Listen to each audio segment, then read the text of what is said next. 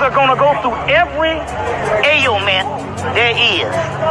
You can't be worrying about that, because if we can keep worrying about the trouble that the masses are in, we never cultivate anything among ourselves to get to the high level in which the masses going to be a part of. Because ultimately, all this shit got to be destroyed. This shit is over. I am inevitable.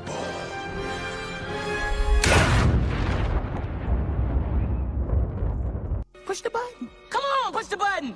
Yeah, come on, push the button. Push the goddamn button. Push the goddamn button. Gentlemen, we are live, in full effect. We are live again. Come on in, come on in. Let us know if we coming in clear before we get this. Let us know if we coming in clear before we get started here. If y'all can let us know. Am I coming in clear? Could anyone hear me out there? Yeah, you coming in clear. Peace, peace, y'all. Come on in. We got to get into this topic. So today, the topic we got to get into, the controversy still continues between Iran and America. Well, Trump and Iran. So his idea is he want to take over the uranium. He's giving them an ultimatum to make a deal, or he's going in and taking the uranium from Iran. Right, and then we gotta get data centers. Yeah, they are these data centers, y'all. Right, they trying to convert farmers into this farmland into data centers and force feed us laboratory grown meat, and that's the honest truth. That's no conspiracy about that. That's the honest truth. I mean, the world needs to know the truth behind these data centers and how much damage it causes to the community. Yeah, health and money, both. Right. A lot of this information I'm just coming across myself. I didn't realize how detrimental these data centers can be. So we definitely gonna get into that. Y'all definitely need to hear that and share that. Like this video, and please share this, because this information is crucial. Yeah, this is one of them ones. Definitely you have to tune in. Let people know about. Definitely share this if you can. This information is crucial, y'all. Yes, indeed. So we got to get into it. So, yeah, that's what we always tell them, Donald. Buy local, buy from your local farms, local meat butchers, because what they got planned right now for artificial intelligence is crucial, and it's pretty much going to damage. It's going to F our economy up, not just our economy, but people in those those nearby data centers is getting sick already. We're gonna pull all that up.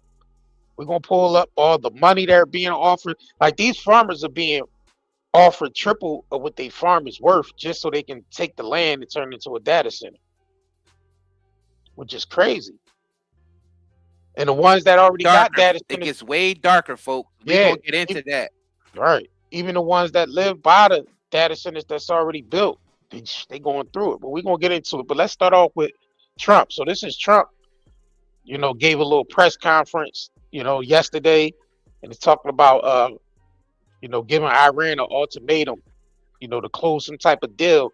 And if they don't, he's trying to go in and just basically take their uranium over. So let's go ahead and get into it. There's a lot more other things they discuss in this too. So we're going to try to get through most of this. Hello, everybody. It's a little bit unusual, right? Speed it up a little notch. Clear, good and clear. No, hold on though. He got, he got Joe Rogan back there with him. Notice that?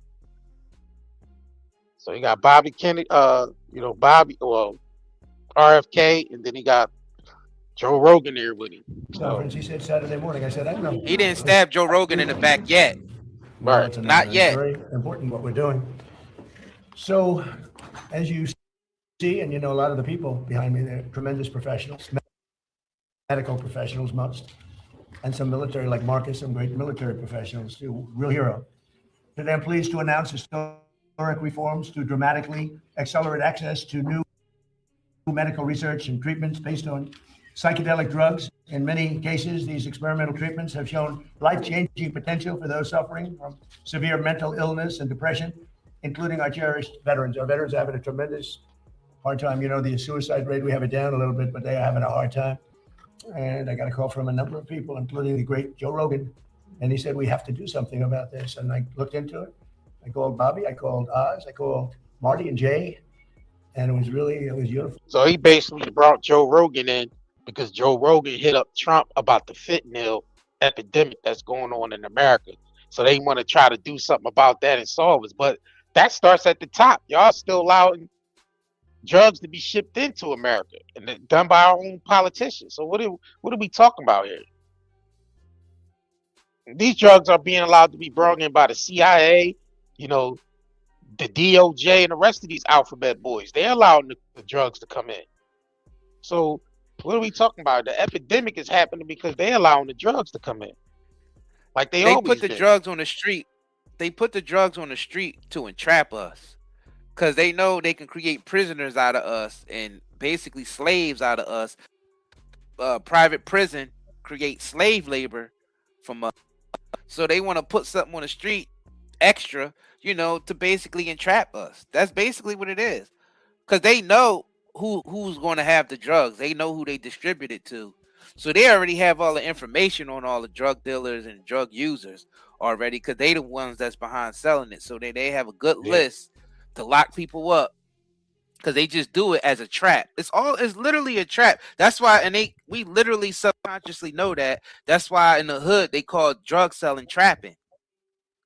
Like subconsciously it's called trapping because you are falling into the trap because it's your government that's giving you the drugs to sell and then they lock you up for it. So they know who it goes to. Right. Like, They know the big you know players in the area. They know the big major drug dealers in the area, sort of like the freeway Ricky Ross types to the local dealers, because you always have your top dealer that distribute the cocaine to other areas that have top dealers as well, and then it trickles down to there. You know what I mean? So it's always been like, well, let's continue. Oh, go ahead. But hold on, one more point, because this is important. People gotta realize the fentanyl is coming from the pharmaceutical, even the underground, even the shit that you finding on the streets, and you like, oh no, those are not prescription fentanyl. Yeah, but you gotta understand, there's two sides to these pharmaceutical companies because they actually drug dealers, y'all. It's not like they just, they there to help you out and give you this medicine that's going to heal your body. No, these are drug dealers. They mess with the underworld and the overworld, but they underworld is a little bit different because they underworld is control of the United States military. That's how they was able to basically transfer drugs and dead soldiers' caskets during the time, Frank Lucas and all of them, during the Vietnam War, they was literally transporting drugs in military caskets of dead soldiers. That if you really dig enough and you look through the research, you'll find out the same people who's behind the pharmaceutical companies are behind that because they control the military. So you gotta understand, the fentanyl is literally coming from the same people who's locking people up for it. And then the pharmaceutical companies, they are outsourced to China and actually have labs in China where they actually create the fentanyl to ship to America. And you do enough research, you'll find out that it's people from the pharmaceutical companies that's in business with China. Yeah, you have to create those labs to ship through, so it could come into the United States through the borders, which they control. But the people at the border are paid off too, so they know that the drugs are coming through, and they just let them through. And they get a lot of money for that. I'm telling you, that's how corrupt this is. And they know exactly where it's going to be distributed on the street, so they can lock you up if you touch it one time. Well, yeah, the thing is coming from, they have two different areas, the Vietnam, and then you got Afghanistan's poppy fields too. So, which our soldiers was directly guarding the fields of the poppy fields over there in Afghanistan, so it can be shipped to America.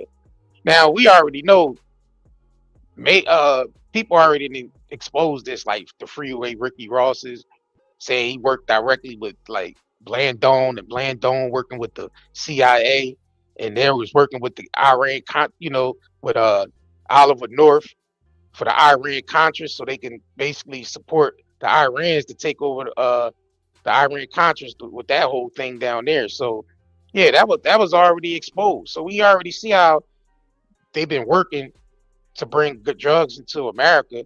But then you have these clowns that get on the new, do these press conferences saying, yeah, we need to have war on drugs. Well, you have to start with your own people. You have to start with your own people. They said one of the major cartel dealers got shot and had freaking Ronald Reagan number in his pocket. Or was it Ronald Reagan or was it Bush or Ronald Reagan? It was one of them. I think it was Reagan at the time. Yeah, Reagan with the whole war on drugs in the 80s. That whole fake ass shit. Yep, but let's continue though. Support. And I said, so why would we wait 3 or 4 years to get it done? Or 10 years, frankly. Let's get it done immediately, and that's what happened. This has probably never been anything happened so quickly. Everybody is so strongly in favor of this. It's for a lot of people, but it's for our military in particular. The suicide epidemic among veterans is a national tragedy. Since 9/11, we've lost over 21 times more veteran lives to suicide than on the battlefield. So we lose, think of that, 21 times more. And today we're bringing them new hope. I think you're going to see a big difference and a big reduction in that number. I want to thank Secretary of Health and Human Services, Robert F. Kennedy Jr., who's a fantastic, where are you, Bob? Over here. He always makes it difficult for us. He's done a great job too. And people love him. And more importantly, your wife is here someplace, Bobby. She's out there. Where are you? Where are you? The real boss in the family. Yeah. It's fantastic. Thank you very much for being here. As well as FDA Commissioner Marty McCary, CMS Administrator Dr. Mehmet Oz, NIH Director Dr. Jay Bhattacharya. See how easy that name is? It used to give me a little trouble. That was a tough name. Congressman Morgan Luttrell, who's a friend of mine and a real. Do that shit. Yeah, good somebody. Good to have you. Designated as breakthrough therapy drugs. They're very much being discussed. It's one of the hottest things I think you're talking about, Oz, right? It's nothing. If these turn out to be as good as people are saying, it's going to have a tremendous impact on this country and other countries too. These treatments are currently in the advanced stages of clinical trials to ensure that they're both safe and effective for the American patients. And the nice part is we're actually doing this early, but it has been going on. Research has been going on for quite some time. But usually with things like this, nothing ever happens, no matter how the research ends up. But we're changing that. This order will clear away unnecessary bureaucratic hurdles, improve data sharing among the FDA and the Department of Veterans Affairs, and facilitate fast rescheduling of any psychedelic drugs that become FDA approved. And we think many of them will go very quickly. And I have to say the most favored nations pricing that I established, has been knocking the cost of drugs down by 50, 60, 70, 80%. And I also want to thank you and Bobby for the great job you've done. It's incredible. And the press refuses to write about it. I think it's probably as big as what we're talking about today. The drug costs are going down. And by the way, Trump RX, which is the way you go to get your very low cost drugs. But when you think in my first term, for 28 years, drug prices went up and I got it down 1/4 or 1/8%. I was so proud of myself. It's the only one that in 28 years got them down. And I had a news conference to explain how great I was. I said, I'm the greatest there ever was. I got it down 1/8%. Okay. I was very proud because it only went up for 28 years. It went up. Now I got it down a little bit. And now I got it down 50%, 60%, 70% with these guys. So now I am, but nobody wants to write about it, but it doesn't matter because the people have found out and they're getting, we're the highest, we were the highest in the world by far. Sometimes would be 10 times higher than other countries. You'd buy a drug, I call it the fat pill or the fat drug. You'd buy it in London, you'd buy it for $10 for a pill, let's say, or a pill generally, but actually to be specific, London, $87, New York, $1,300. I said, how can that be possible? How can it be possible? $87. And actually a friend of mine called me up and he said, he's a very rich guy, and he happens to be on this Ozempic, I guess, at the time. And it was not working, by the way.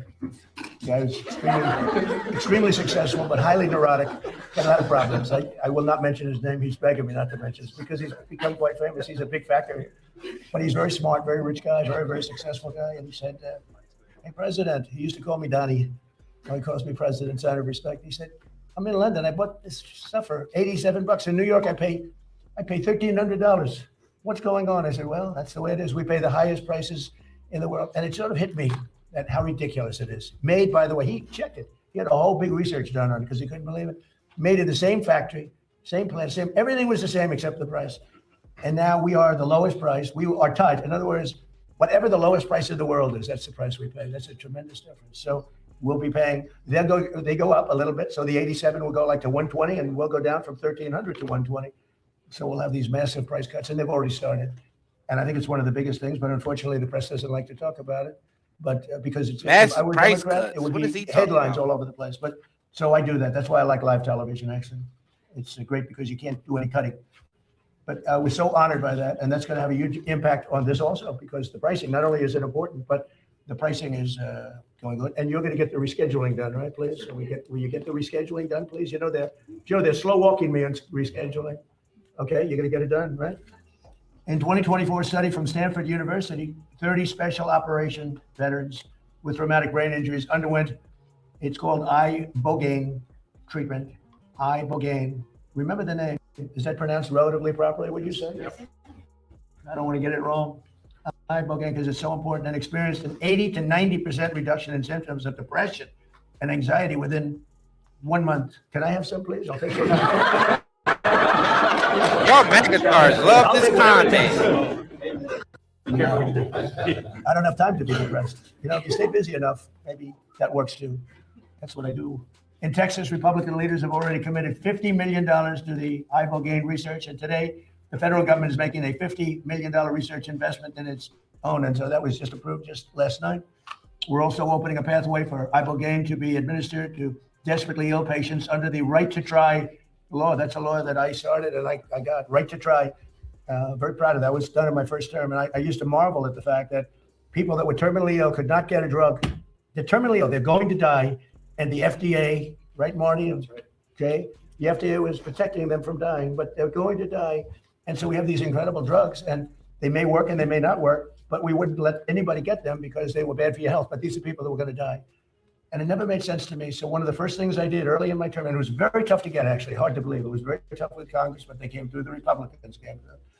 And we have something called Right to Try. And we've saved thousands and thousands of lives. That's if you're terminally ill or very ill, and there is a new drug that is not available because it's gone through the process of the FDA. And Marty's cut that process down by 50%. We're down, it used to take 12 years.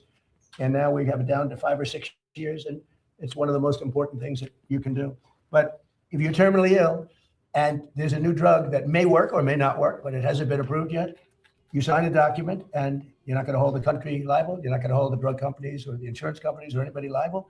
And you have the right to try. And what it's done, and nobody wanted it, the insurance companies hated it, even the doctors, they were all afraid of it because they didn't want to be sued. But I took all of the liability out of it. You sign a document, you're not going to sue the doctor, you're not going to sue the hospital, you're not going to sue anybody, including the country.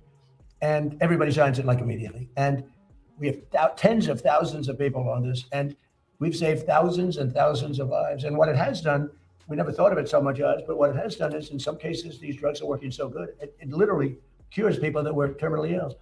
But it's one of the things I'm most proud. I'm proud of a lot of things we've done, but that's one of the things we're most proud of, Right to Try. But I've always believed in ensuring that the American patients have access to breakthrough treatments and therapies with love for our veterans. And I have a real love for our veterans. I was with a group yesterday. It's incredible what they've gone through. And care for American patients. Today's order will ensure that people suffering from debilitating symptoms might finally have a chance to reclaim their lives and lead a happier life. Just lead a happier life. They've been through so much. So I'd like to ask Secretary Kennedy to say a few words, followed by Commissioner McCary, Marcus Luttrell, Joe Rogan, and anybody in the group that would like to speak. You're tremendous people. I know many of you, and you're really highly respected people. And the Luttrell family is well represented. How's Joe Rogan doing up there? Both girls can say a few words, okay? Great people. And so, Bobby, do you want to start it off, please? Thank you, Mr. Thank you President. so much. Good morning, and thanks to the leadership of President Trump for making this historic day possible. Under the executive order, HHS will accelerate research, approval, and access to new mental health treatments, including psychedelic therapies such as ibogaine. We're taking this decisive step to confront one of the most urgent public health challenges facing our nation, the mental health crisis. More than 14 million Americans live with serious mental illness, and 1 in 4 adults experiences a diagnosable disorder each year. Suicide has risen by more than 30% over the past 2 decades, with another peak in recent years.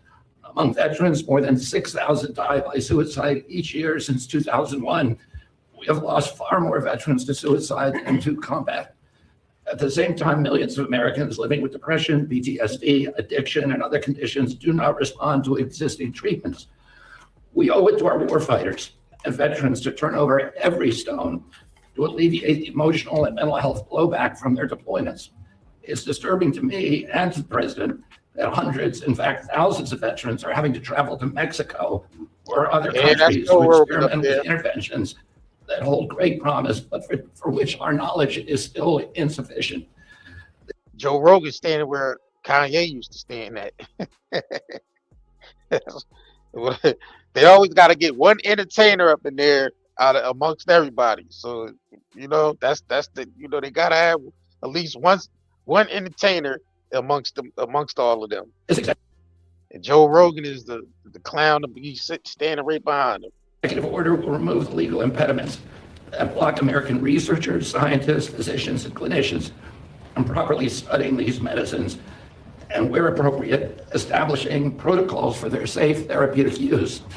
We're directing the FDA to prioritize therapies that have received breakthrough therapy designation, treatments that early evidence suggests may improve what we have today. We're expanding the use of right to try so that eligible patients with treatment-resistant conditions can access these therapies under medical supervision. We're also coordinating with the DEA and the Department of Justice to begin rescheduling reviews after successful phase 3 trials.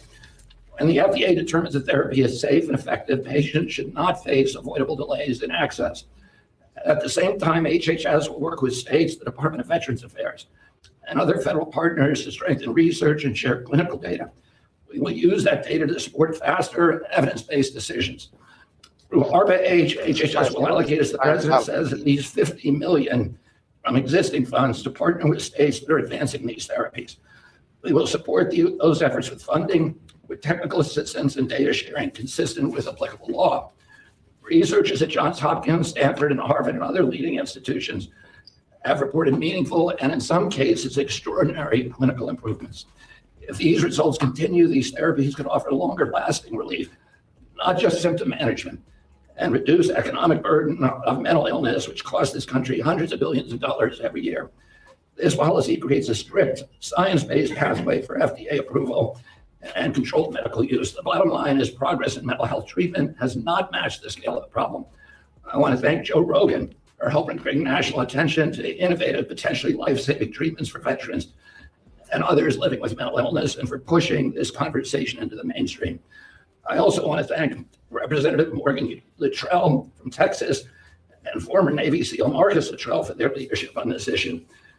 I also want to thank the CEO of Americans for Ibogaine, Brian Hubbard, and the organization's ambassador, former Navy SEAL Henry Berkowitz, and former SEAL Team 6, Rob O'Neill. I want to thank a couple of people for getting this record time across the finish line, Callie Means and Dr. Heidi Overton. Thank you, Heidi, for your leadership and for your attention to detail, which is often frustrating. I'm always right, so thank you, and thank you above all, Mr. President. Thank you very much, Bobby. You're fantastic. Bobby's really done an amazing job. MAHA, it's a big deal. And I want to thank you. You work so hard, Oz and everybody up here. And I just want to thank you. Great job. And he's somewhat outside of the box, would you say? And we need outside of the box a little bit, right? Would you say, Oz? Marty, please. Great. Thank you, Mr. President. Next week, the FDA will issue 3 national priority vouchers for serotonin 2A agonists, also known as psychedelics. Under this new program, in this administration, drugs can get approved in weeks, not a year or a year plus, but in weeks, if they are in line with our national priorities. We have 18 vouchers in the program. We'll be adding 3 more next week. This is an unmet public health need, and there are potentially promising treatments.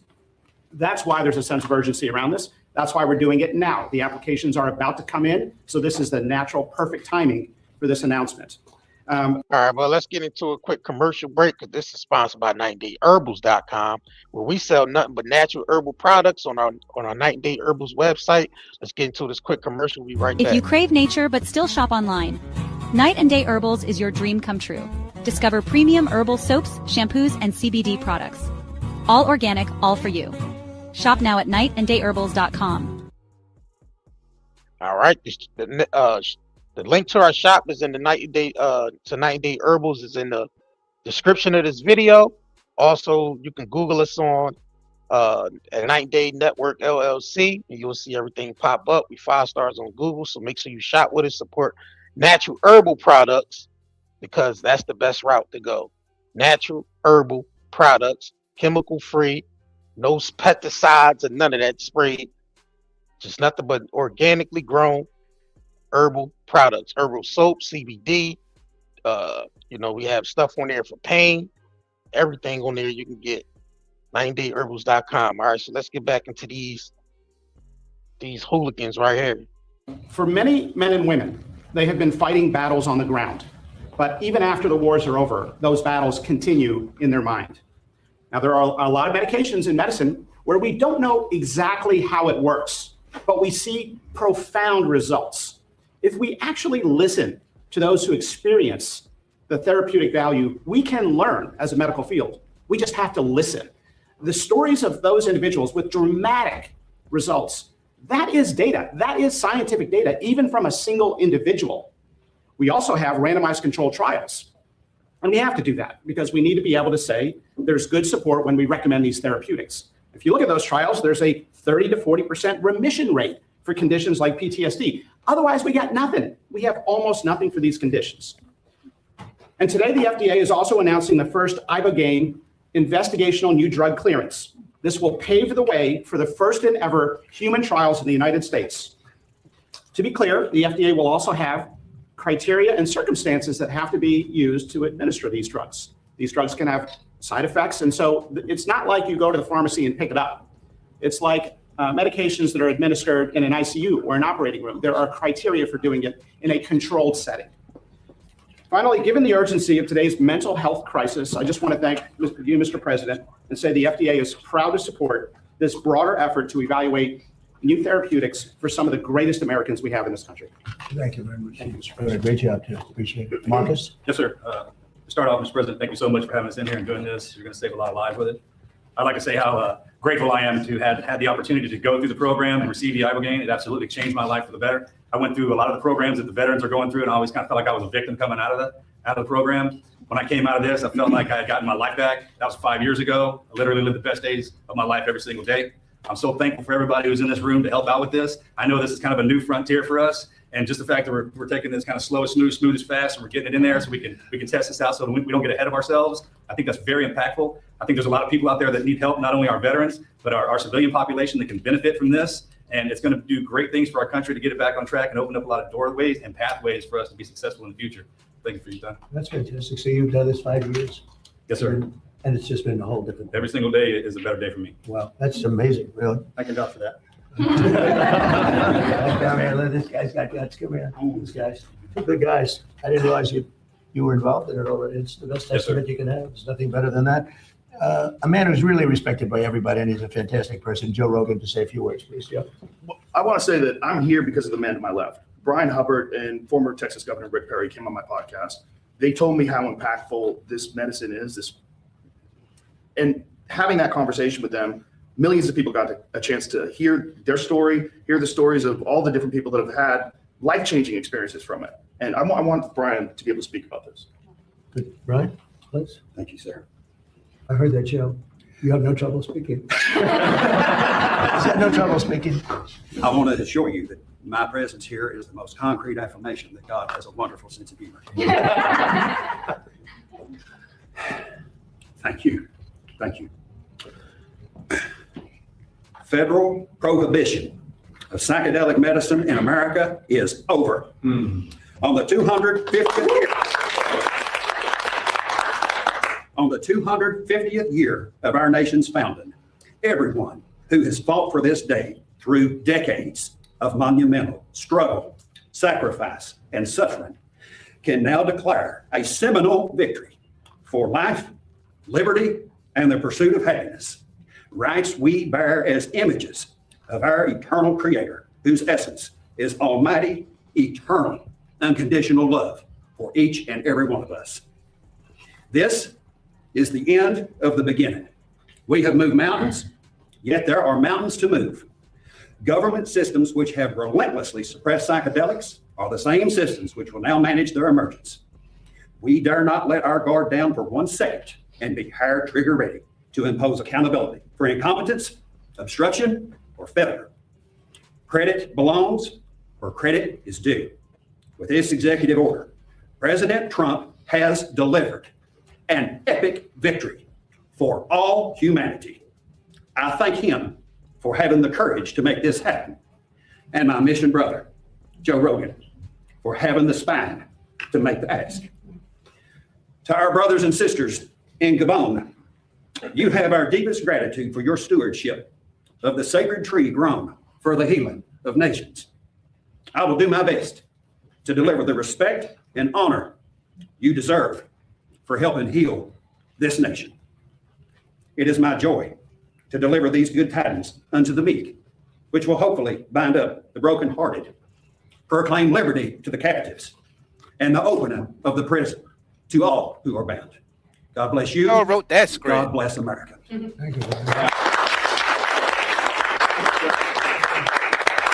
I want to tell everybody how this happened. I sent President Trump some information. We have a gigantic opiate problem in this country, obviously.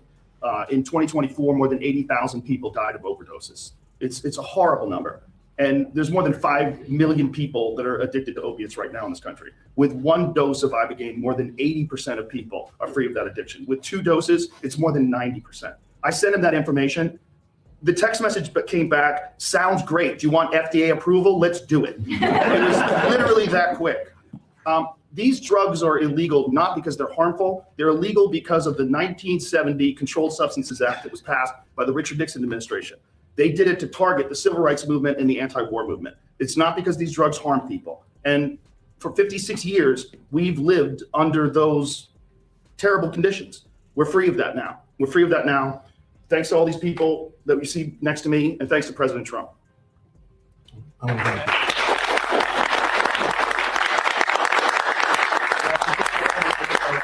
We all respect Joe, and it's a little bit more liberal than that's okay.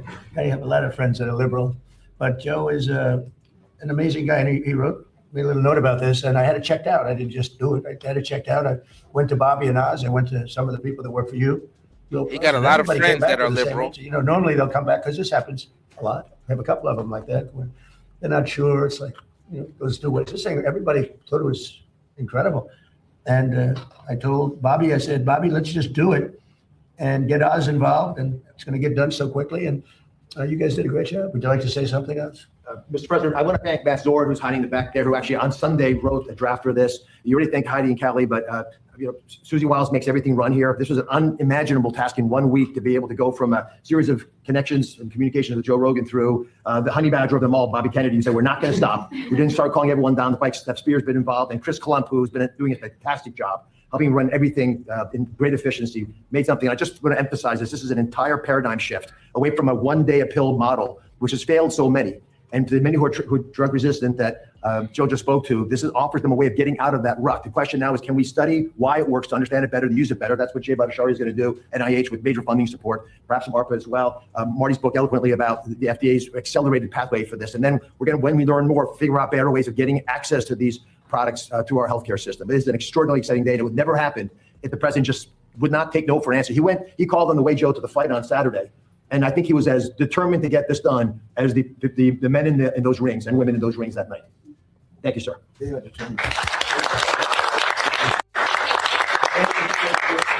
I want to thank Professor Nolan Williams. When I was a professor at Stanford, I got to know him, and he taught me about Ibogaine and all the promise that it has for treatment-resistant depression and so many other conditions. And frankly, for me, I learned a lot. He unfortunately passed away last year. I want to thank this amazing team that just moved heaven and earth to get things done. I do want to emphasize this is something that we're still studying, and we have to keep studying. We have to figure out the right way to like make sure we administer it, that it's safe, that we don't just take it for granted. We already know everything, because we don't. And for the NIH and for ARPA-H, we are absolutely committed to making sure that we keep studying it, keep getting the best gold standard science on it. You see here, Nora Volkow, who's my National Institute of Drug Abuse director. She's been an absolute hero in just developing scientific, so the commitment for American science to focus on this, and in many ways, that scientific advance that brought us to this moment. So thank you, President Trump. But if it's good, we want to get it fully approved fast, right? I mean, for the things that have great evidence, and that's what these studies, they go on for a long time. If it's good, I mean, I have a witness right here. These two incredible brothers that to me is a study, right? I mean, it's just like Commissioner McCary said, there's stuff that we know and we can tell it works. We still got to figure out sometimes how it works or why it works. That we got to keep doing even as we move forward fast. But it does work. Some of those, I mean, absolutely, some of those treatments absolutely work. You can see the testament here. Yeah. I'm trying to get the answer because it either works or it doesn't. I would think that there's been a lot of research already, indirect research, maybe the ultimate research, people that have taken it, because I've spoken to people that have taken it, aside from Trail, both of them. I've spoken to 5 people that, Mr. President, that had big problems. Said it 3 times. Yeah, please. It fixed my demonic This relationship. is Rob O'Neill, who's a friend of mine and a great guy. Go ahead. It fixed my demonic relationship with alcohol. It saved my life, and then it saved my wife. So every day is a blessing. It took about 3 years of. I did it 3 times. It's a different adventure every time. That's not fun.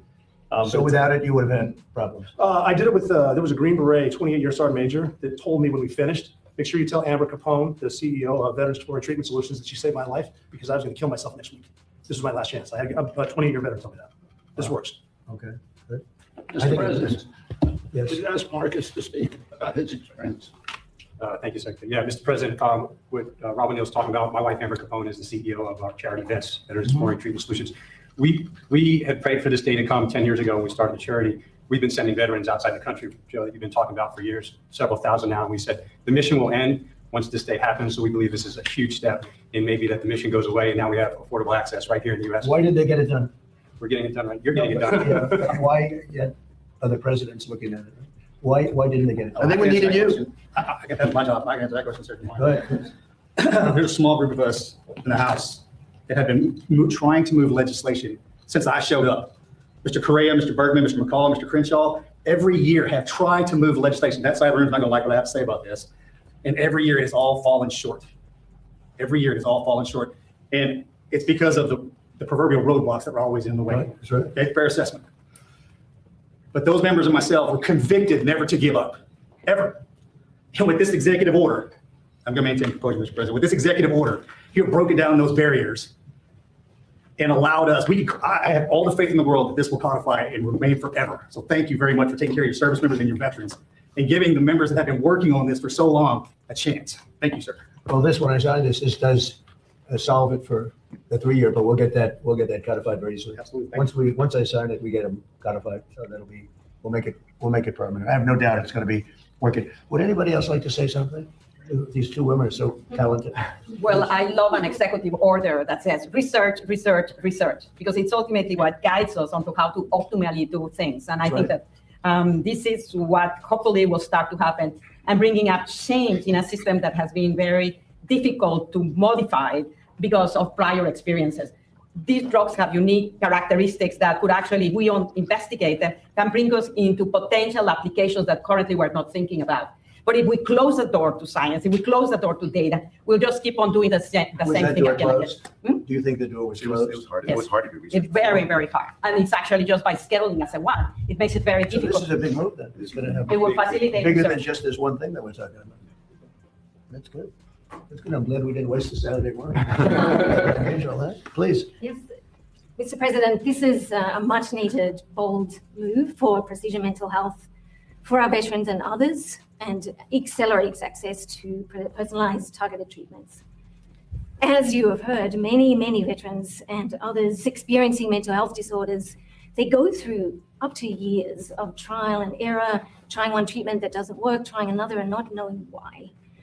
My work at Stanford and with my colleagues is to develop brain-based tests that can be measured right now in our VA and other locations that help us understand why these new treatments work and who they'll be most effective for.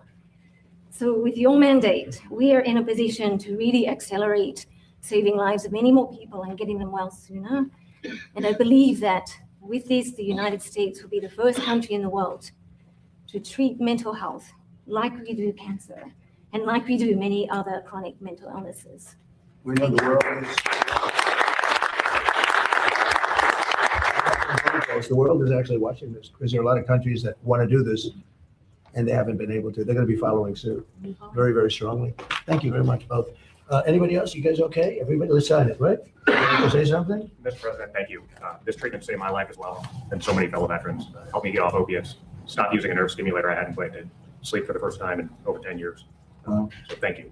And you have no doubt, right? Zero. Wow, to me, that's the best research of all, right? Okay, it's my honor.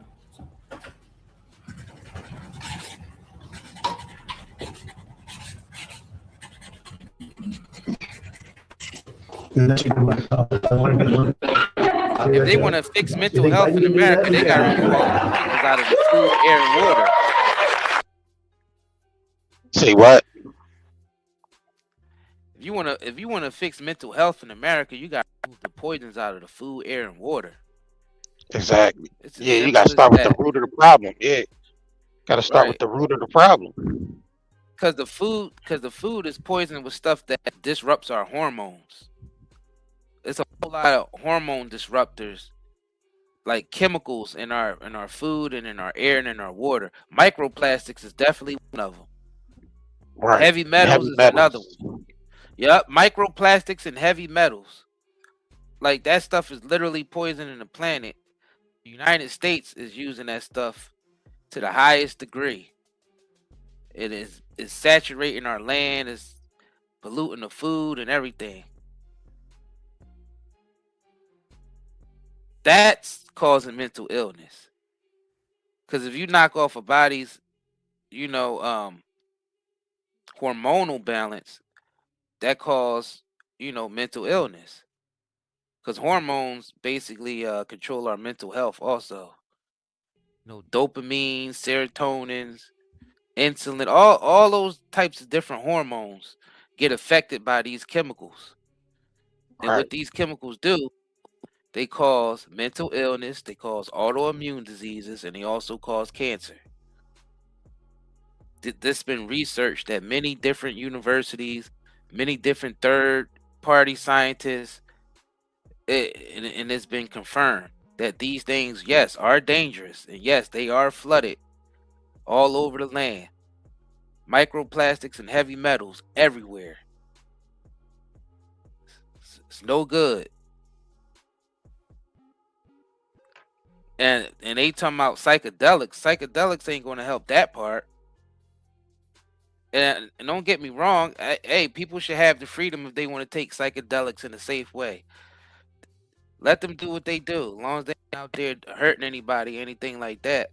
But as far as all the chemicals that's polluting our land and air and water, yeah, that's where the real mental illness is happening at.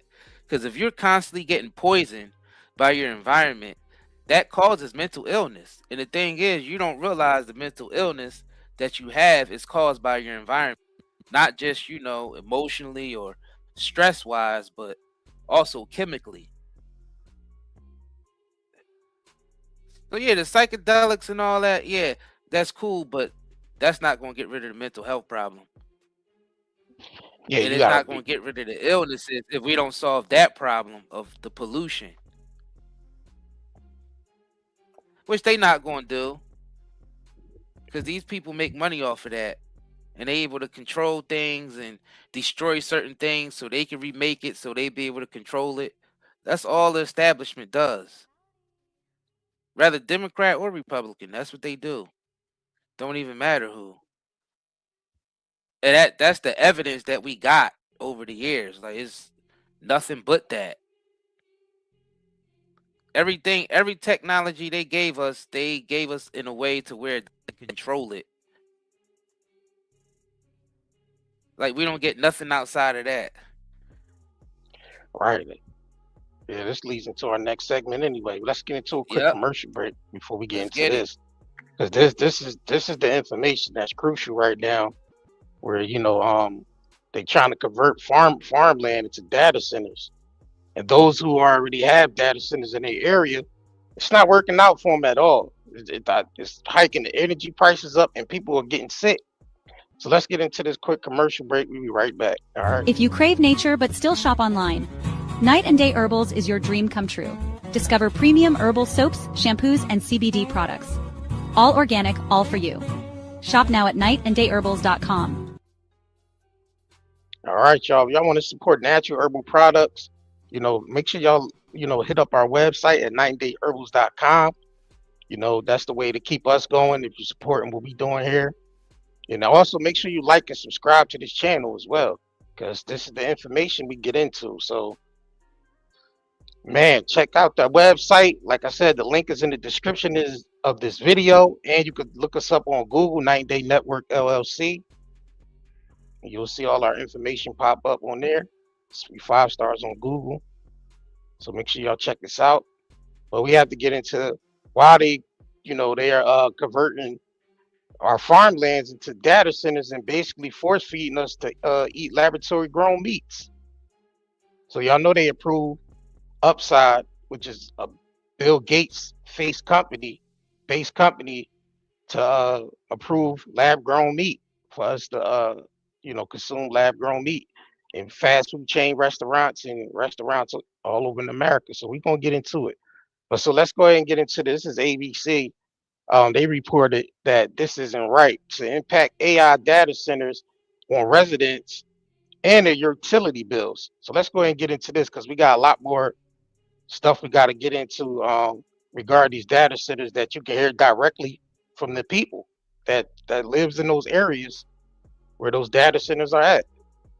So let's get into this. Let me know if y'all can hear this too. Hold on. Now to an ABC News investigation. Half of all the new demand for electricity over the next 5 years in the U.S. is expected to come from data centers. They are the backbone of AI technology. In partnership with our stations across the country, our Elizabeth Schulze shows us how they're dividing communities, bringing the promise of new jobs, but fears of higher utility bills. This was the sound at Laura Evans' home in suburban Chicago last spring when backup generators kicked in at the data center 1,000 feet from her backyard. And it never goes away. Never goes away. Laura tells us the data center emits a low hum 24/7, and it's not just the noise taking a toll. She says in the last year, her average electricity bill has spiked 23%. And how do you budget when it's changing that much in 1 year? You can't. And the electric company warned prices could rise even more. They need more power at the data centers. Saying one reason why is increased electricity use from data centers and artificial intelligence. The energy demand from these facilities affects our ability to meet clean energy goals, have a livable planet, and also just pay our bills. ABC News and our owned and affiliated stations spoke with communities across the country, grappling with the rapid buildup of data centers to support the AI boom. An analysis from our data team found there are more than 3,000 data centers in the U.S. About 1,200 more are now under construction or soon to be built. If you're watching a show or if you're using AI, ultimately a lot of the computation happening there, or at least the storage for that thing, is in a data center somewhere. And our analysis finds a majority of the country's large data centers are or will be in cities, towns, or developed suburbs. You need a really well-developed, very consistent grid. They need to be extremely reliable in the energy that they use, because if a data center suddenly goes out, if it completely loses power, all the tens of thousands of people who are interacting with it are suddenly going to be very mad. When these data centers go offline, gear apps can go down almost right away. Exactly. So this is pretty much as close as we're going to get to where this data center is popping up. It's just a massive construction site. Hard to comprehend the scale of this. A 2-hour drive north of Laura's home, we visited the site of what will be one of the biggest data centers in the U.S. in the small town of Port Washington, Wisconsin.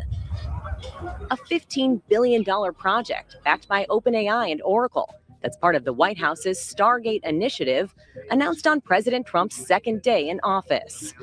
The campus sits on a plot of farmland bigger than 500 football fields and will eventually use about the same amount of electricity needed to keep the lights on in all the homes in Philadelphia.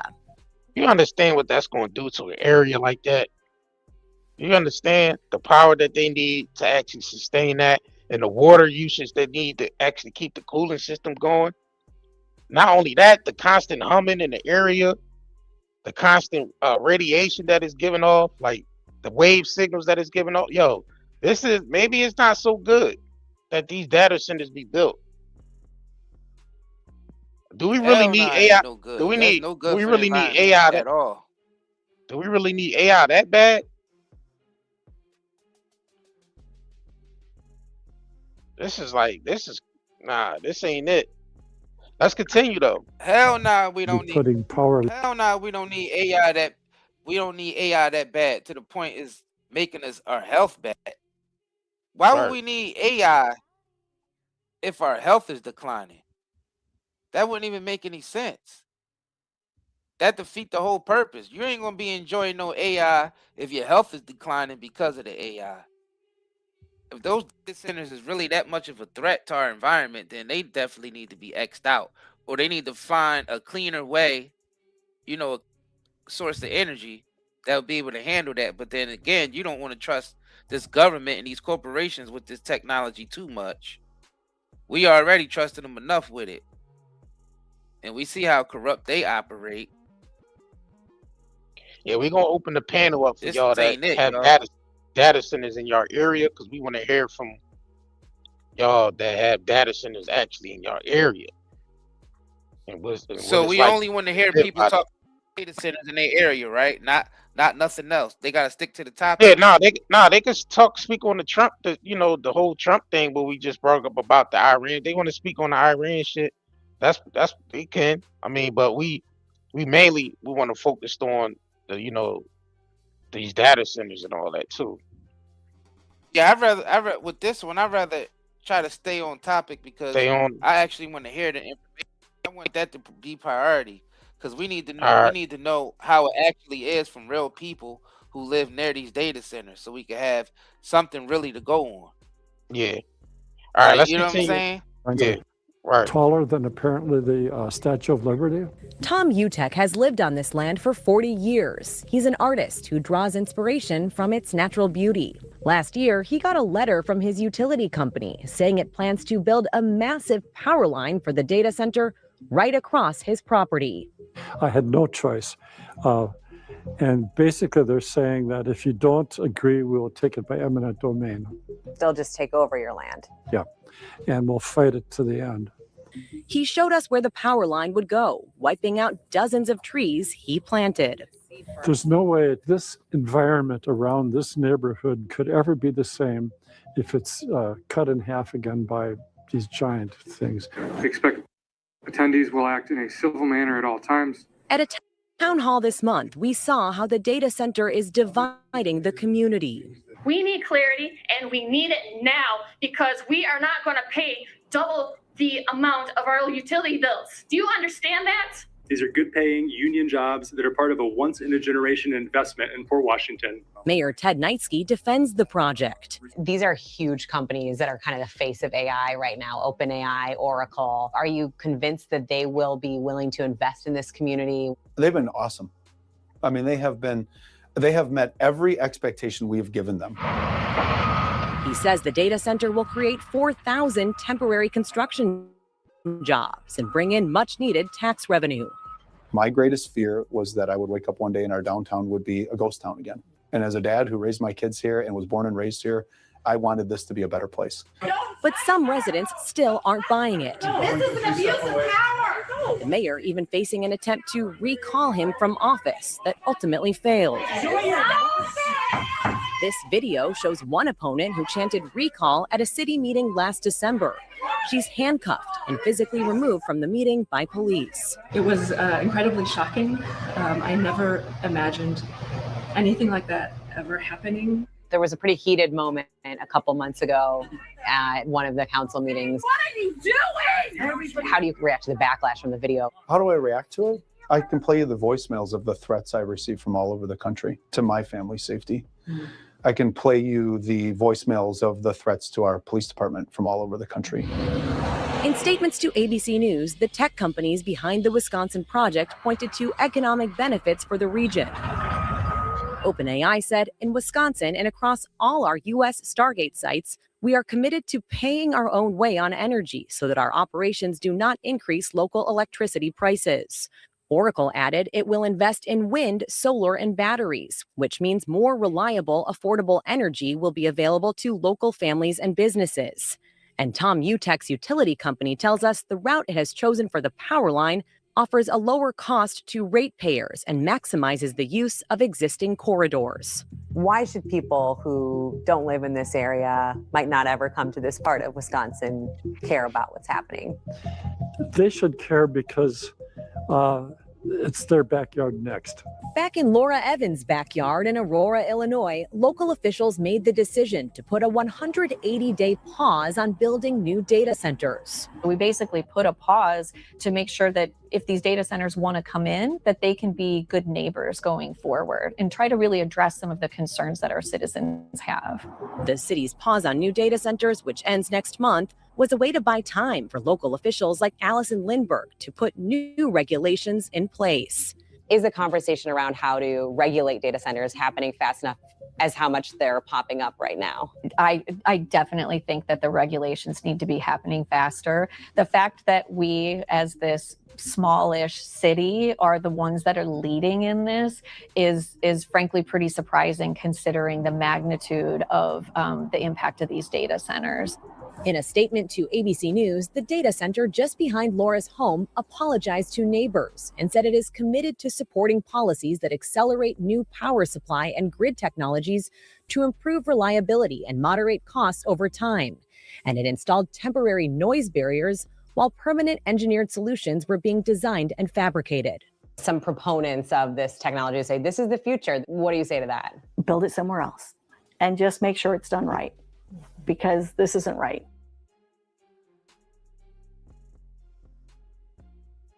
Beautiful milk. That's what we're here for. We're going to be discussing milk and whole All milk, right, let's and go. how good it is, how nourishing. All right, let's get into the next one, because this is where they are actually offering farmers 3-4 times what they farmers were just to build data centers in the area. And of course, the farmers is not accepting it at all. They don't care how much money is being offered. They're just not accepting it, because they know the dangers of putting a data center in the area and what that does for the people in the area that depends on that food.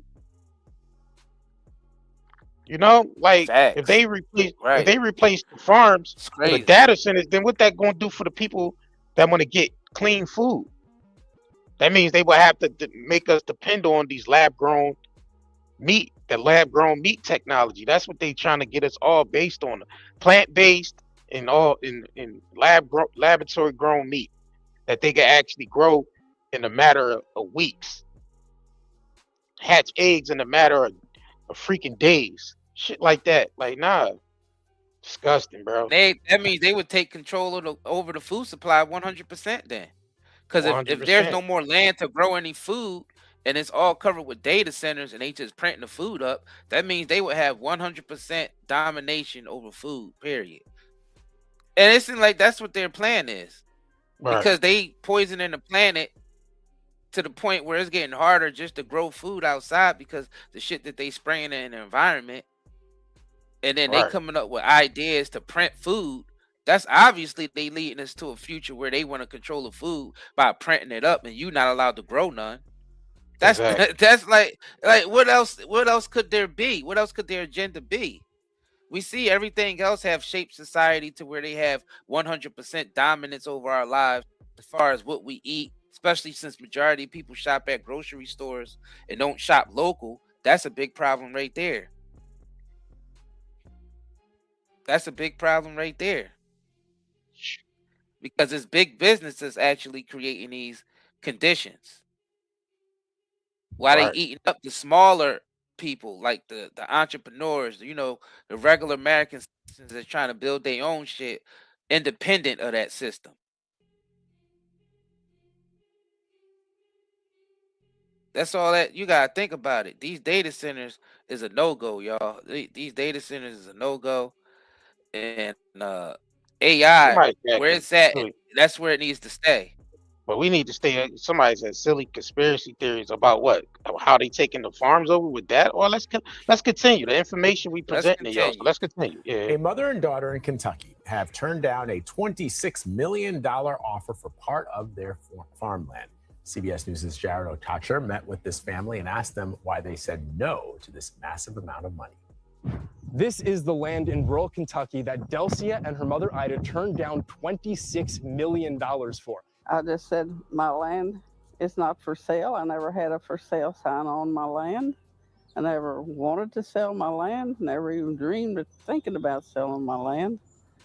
And it's priceless. It's easy to say no to $26 million whenever it really doesn't buy anything that you need. Once this land is gone, there wouldn't be anything else I'd really want. And they told me it wasn't a difficult decision, and it's one they'd make again, because this property isn't just property. It's a home, and it's a lifestyle of farming that's been passed down in generations and generations of their family. Oh, it's all the time when we had parties, we fixed that back there for the grandkids to have, cookouts. Just ever Christmases and everything we needed, it was usually right here. They were offered tens of thousands of dollars per acre, as were a few of their neighbors, so that an unnamed company could build a 2,000+ acre data center. It would be the biggest project in the state. Most of the people I've been around, please don't let us down, please. Our land won't, our businesses will be destroyed here. Our homes will be no value to them left. Please don't let this happen to our county. A community group called We Are Mason County is suing to try and slow down the process and learn who the organization is, the company is, behind the project. I cannot get enough of these ladies. They're so great. And Jared Ochacha joins us now. This was there are a few stories that kind of are refreshing in a way that people will act in ways that you don't expect. $26 million. Were they offered that for all of their land or just part of it? Because they could have kept some of the land probably. Right, so between Delcia and Ida, the mother and daughter, they own around 600 acres. And with more of their family, it's over 1,000. So they were offered this money for part of their land. And as you heard, they said no. So tell us about this lawsuit. Yo, who wants to give up their farmland that actually provides food for the area for data centers to be? That don't even make no sense. That's like taking food right out of the people's mouth for data centers. That don't make no sense. What is the exchange there? What are people actually getting to give up their land for data centers? These farmlands that actually providing food for the area. That don't make no sense. So I'm glad they saying no. All farmers need to stand up and say no when they're being offered 10 times what their property is worth to build data centers. So what? So they can take food out the area? Like, that don't make no sense. That's why they trying to advance the laboratory grown 3D printed meats. That's why they trying to advance with that, because they know they want to turn this land into freaking data centers. Not only that, it powers. They also trying to use these data centers to power smart cities as well. So don't leave that component out neither. The smart cities. That reporter in the middle going to suggest that she sell a part of her land to the data centers and she keeps some. Like she want to live next to that shit. Like she want to sell a piece of her land to the data center that's been known to destroy the environment. Like she still want to be, a neighbor to that. Why would she do that? That'll destroy the very concept, because it's destroying the land around it and the amount of water and energy that sucks up. Why would she want that on her property? Why would she give them a piece of that? But you see how the news just put it in your subconscious, like, oh, well, she could have just, sold a piece of it, and then she could have kept the rest. No, nobody don't want to live next to a data center. Right. Yeah, I'm seeing people in here now saying we have Aaron Abel said we have Stargate in Texas in the land for use for data centers, and and it's not farmable. Yeah, that's what I'm saying, because the way data centers is set up, it's going to destroy everything in the area. It's going to hike up the energy prices and the water that they need to even keep the cooler system going. It sucks up all the water in the area. Who wants that shit nearby? Like, that don't make sense. Like, It was filed by the community groups to slow this development. So there's a citizen community group called We Are Mason County, and just this week they filed this lawsuit. And 30 minutes ago, the leader of the group sent me a copy of the complaint. And basically what they're arguing is that nowhere in the county zoning ordinance does it say anything about data centers. So they're arguing that if this were to go through, if the construction were to go through, it would be an illegal construction project. Wow. And their goal here is to square that out and also to slow this process down and figure out who this anonymous builder is behind it.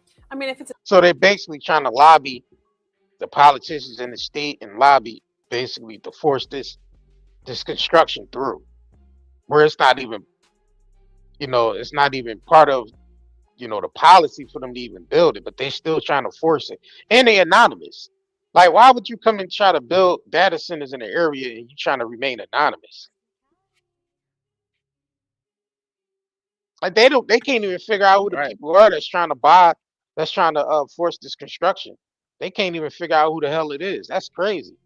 It could be China as far as the Right. You don't know who it is. Right. You don't know who it is. Fact. Yeah, that's crazy how they operate in these days. Yeah, these data centers are no go. I mean, I feel like what we got right now in moderation, we don't need no more big data centers. We need to put a halt on this AI shit. Like I don't think society is ready for that AI shit. That's Because why it's going to turn this place into a dystopian real fast. Because the amount of energy it drains and the amount of resources it needs to run these data is insane. So that means that's going to push all the money into data centers, which means it ain't going to be no more farmland left. You see, they trying to buy up all this farmland and turn it into a data center, which would basically stop people from farming. Like you wouldn't even be able to farm in the areas that the data centers are at. Nah. So it's like they knocking out like two birds with one stone, because these data centers is just going to turn into just surveillance centers. Because once they put all these data centers in your area, it's 100% surveillance, and it's going to destroy the land around it. All the EMFs that it gives off, all the water and energy that it drains. And it makes the economy around it go crazy, because the energy costs, they put the energy costs on the people and the corporation that's sucking up all the energy. Exactly. Because these data centers suck up all the energy, y'all, all the water. They need so much water to cool those systems down when they run those data centers, and they use a lot, and they have to be fresh water. It can't be no seawater or nothing like that. So fresh water, that means they messing with our drinking water, our bathing water, the water we cook our food in. So basically, we ain't gonna have that, because it's all going to be getting ate up by the data center. Because what they do is when they buy up the land, they also buy up all the water sources, all the water companies, everything. Because these are the people that's behind majority of the corporations that's doing this. So they have the money to push the market that way. But if the majority of people say no, we don't accept it, it won't work. Because it doesn't matter how much money you got or how much influence. If the people ain't effing with it, then it ain't getting done. And that have happened many times to them. It's not easy for them to try to pull off what they're pulling off. Because sometimes, every once in a while, you have where the people wake up and people just say no. We ain't doing that shit, and it don't work out. And then they're not able to push that agenda nothing wrong yet. with using AI in moderation. Is what you think is powering your phone right now? Artificial intelligence. Like, what do you think a lot of your apps is being ran off? Artificial intelligence. It's not wrong with using it in moderation, but they're talking about taking over farmland where food and water supply is at. Like, what people actually need to sustain their life day to day, they want to replace that with data centers. Like, what are you talking about? Y'all gotta listen. Let's continue though, because we got a lot more to cover. Let's continue though. Data center, my mind is going to all of the Silicon Valley companies that we know by name. I won't name them, but it's probably one of those. And the lawyer who is representing the citizen group is saying, and at this community meeting I went to on Wednesday, he was saying exactly that. He's like, we need to know who they are. I have a right as the attorney representing people in this community to cross-examine the company behind it. To be able to represent them fairly. What I love, though, about this story is that these women are digging their heels to try to preserve a way of life that is being threatened by the future by technology, by the needs of our cell phones, right? Data centers are needed to support all of the uses of our cell phones, and then No, the because community they is even need coming more. together They need these and data centers rejecting this. for more than just cell phones. Like we're good for what we have now. They're trying to further this artificial intelligence by, incorporating smart cities and more, like you said, bro, more surveillance, more data centers to basically, process the information that they need for these AI technology to keep running. Because they trying to further this shit. They trying to further the technology with this AI They will on be a able to data on a control every aspect of our lives with those data centers because they have enough data to basically process these AIs to use to implement as surveillance tools. And they actually have the data centers to actually collect the information. And for the AI to be strong enough, if it get enough water, because those machines heat up fast. If it get enough water, they're gonna be working and they're gonna be surveilling the hell out of the citizens around it. Because that's basically what it's gonna be used for. Because that's what data centers are. And that's how corporations make their money, by data mining. And they sell the data to certain agencies and certain other corporations, third parties, and all that type of stuff. They sell our information. So and they don't only just sell our information, we're being surveilled on top of that. That's how they get the information in the first place. And this is just not, this is video, this is audio, this is everything, because that's what all these devices around us collect at. So those data centers is they want more Siris, more Alexas, more smart technology, more smart TVs, smart dishwashers, smart houses, smart cars. And that's what they All need that all the data need for. to be hooked up to Yeah. the data center. Then the self-driving cars, Right. the electric cars. They also need the data centers to make those better. They want to implement humanoid robots and more drones. They would Yeah. need Right. more data for that. So that's why they need the data centers. That's why I said it'd be 100% controlling every aspect of our lives if we allowed them to get too crazy with these data centers. Now, So I'm in gonna moderation and put in a place where it's not affecting humans or the environment too bad, that's fine. But that means you got to keep the AI and the data centers to a minimum. Like, that's what we have to do. Yeah, don't totally annihilate them 100%. You keep them down to a minimum. They shouldn't be able to build in certain areas. They definitely shouldn't be able to take over the water supply. If you so big to where you draining up the water supply, then you should be regulated out. You shouldn't even be allowed to exist as a data center if you start affecting fresh water on the planet. Like, come on. Like, this is like common sense stuff. You don't even gotta be that smart to come up with these, these decisions. It's just that you gotta give a shit and not just be about money and control. Because if you're about just money and control, you don't care how it affects the environment. But if you really trying to live in a place where things is taken care of and shit around you is secure, at least your drinking water and your energy and shit is secure and not being threatened, then yeah, that's basically what you would go for.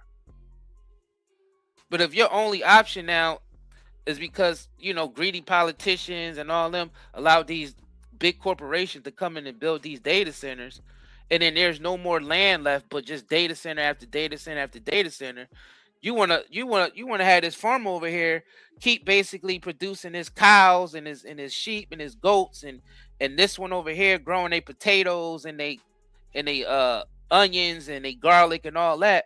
You want that to continue, but that's all being replaced with data centers. That don't even sound right for us to let it to get that bad. If we let it get that bad, I guess we deserve what we getting. But I'm gonna be honest with you, I don't think people is gonna go for it this early. They trying to push this shit on people too early. Because first of all, society ain't ready for that type of shit yet. We ain't ready for that type of surveillance. We ain't ready for that type of environment. Because you gotta think about it. Data centers can be built with cleaner energy to where it don't mess up the environment. It's just that they don't want to release that technology because they would lose money.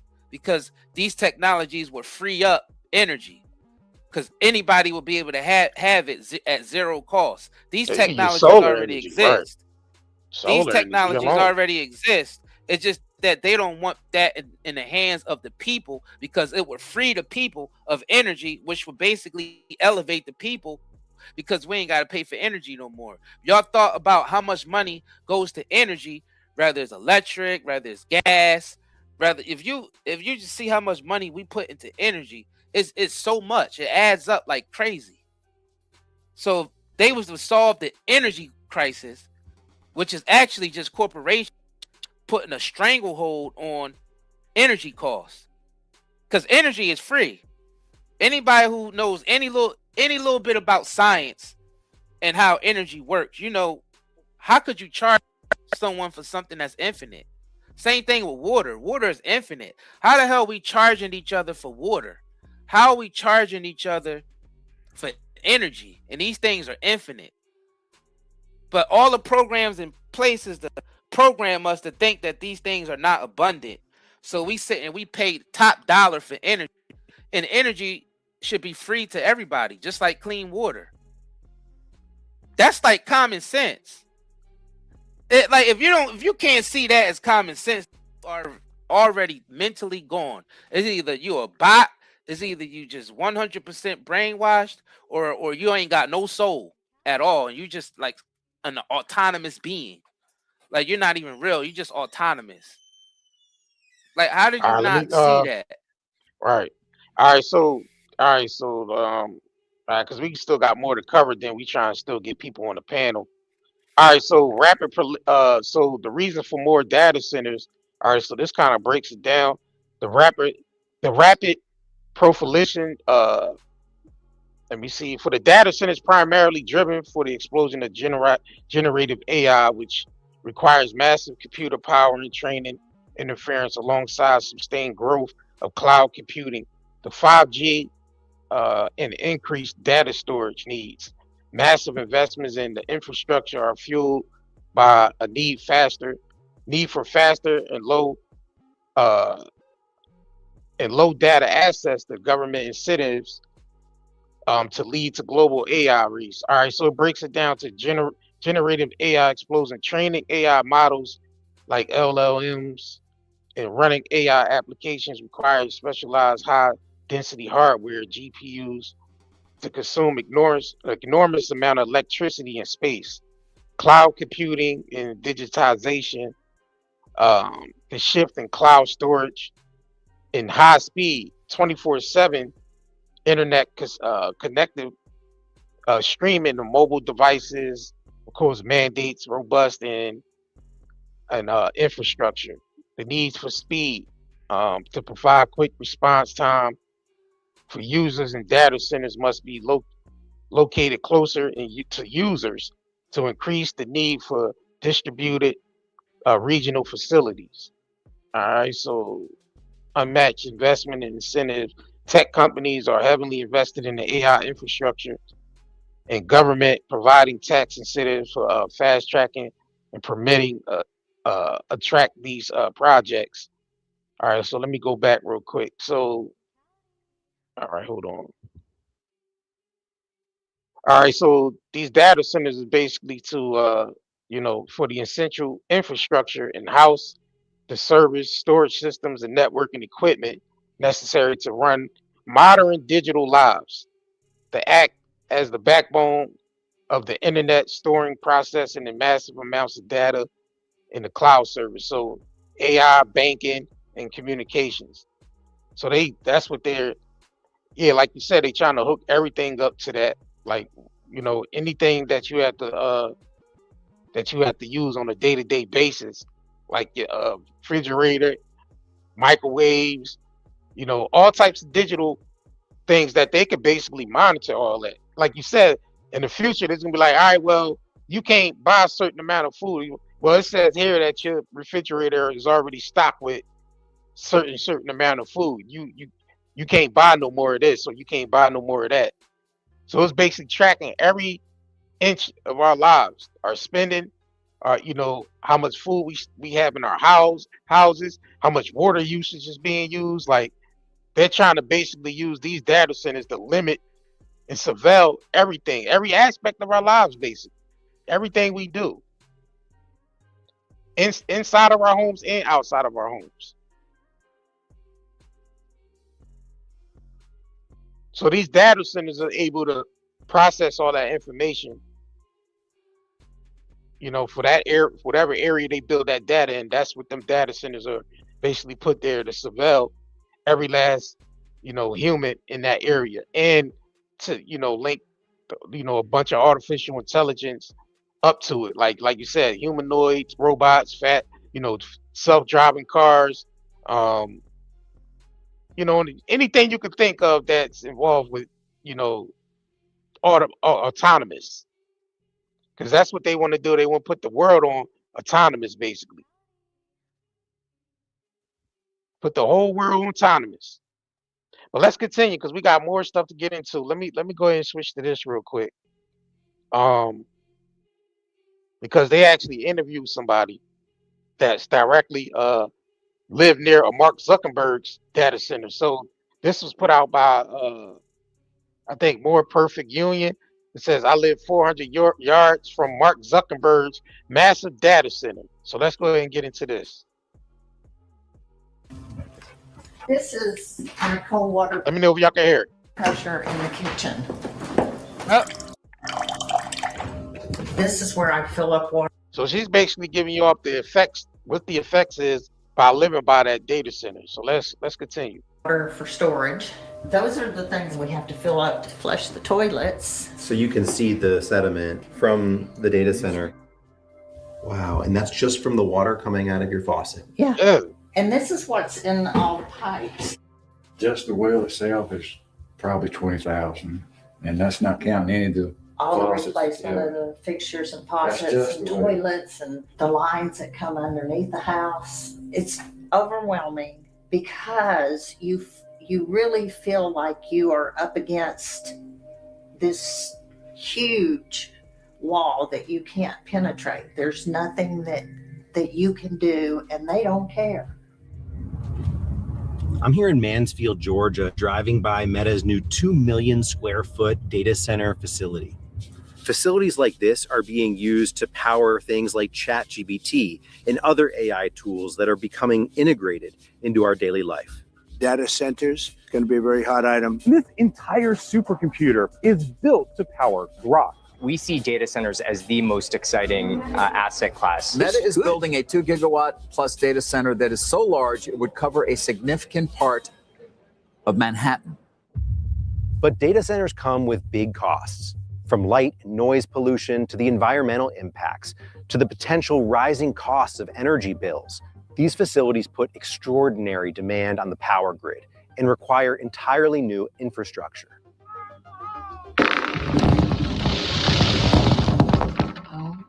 Damn. They should be responsible for that, not Yeah. us. Search the internet for profits that Meta has made, Amazon, Microsoft. They can afford to pay for their own generation. We came to Georgia to ask two questions. What's the true cost of the AI revolution, and who should be paying for it?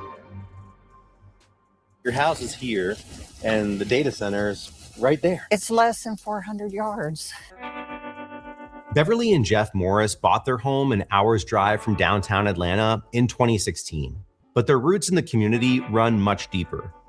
Being in the country has always just been my peace and my therapy. When we found this place, we decided that this was it. It was perfect. I was actually raised probably 5 miles from here. Felt like coming home. The data center that's now the Morris's next door neighbor happens to be owned by Meta, the company you know for Facebook and Instagram, but has also been breaking into artificial intelligence. They started construction on this data center campus in 2018. Definitely changed everything. They destroyed the environment, taking down all the trees across the road. Beautiful pines, beautiful forest. The light pollution is... You don't have to have a night light in the house. You can walk around the house at night and see everything. It's that bright. That's crazy, bro. Oh, hell no. This is a video of the dust from Facebook where the construction was. What it looks like right now. out my front door. The wind blowing in all of this stuff. Oh, hell no. Across the construction, across the road. This is all from Meta. Yeah, I was standing on my front porch. I think eventually that affected our well water. We're on a well here, and we started having issues with our well in 2018. I have to replace a hot water heater. I've replaced 2 washing machines and a dishwasher because of the sediment that's coming in. A lot of what the Morrises are facing is from the polluting effects of this massive construction. But that's only one part of the story. There are serious costs to communities once data centers are operational too. Hell no. To explain that, we have to back up for a second. I wouldn't blame you if you were asking yourself, what the heck is a data center anyway? Their origins date back to early clunky supercomputers or mainframes in the 1950s and 60s. And then in the 90s, with the birth of the internet, the modern data center was born as a way for internet providers to connect businesses and the world to the web. In the 2010s, data centers became larger as they became critical to new cloud storage. To the cloud. With the cloud, we share a sync photo that allows us to all work on the same documents. Everything from your pet photos to entire workplaces to files for video streaming, like this video you're watching right now. We're in the cloud. Today, we are in the midst of a tectonic shift in processing needs, as large as the birth of the internet, artificial intelligence. A transformational moment for data center demand. But the thing is, AI processing demands are much larger. One report showed that a Google search using a ChatGPT-like AI feature used 30 times as much power as a normal Google search. In the next 3 years, data center use of electricity is expected to double or even triple. And the state of Georgia has the fastest data center growth in the entire country. The 2 biggest reasons data centers come to Georgia are that electricity rates for industrials, which is the class that they're in, are 42% below the national average. And the second biggest one are data center tax breaks. They received over $180 million in tax breaks last year. So they get tax break, but the people don't. So they just basically just rob from the people, rob from the rich to give to the, rob from the poor to give to the rich. So you mean to tell me that they build these data centers in Georgia because it's 42% below what the average person pay for electricity, and they get data center tax breaks? Who the hell? Data center tax breaks? Data center tax breaks, bro? It's crazy. The people getting nothing, and they crazy. getting data center tax breaks, bro. That's crazy. That is insane. This is totally insane. Yo, let's continue, man. Make sure y'all double tap. You gotta stand up. People ain't mad enough.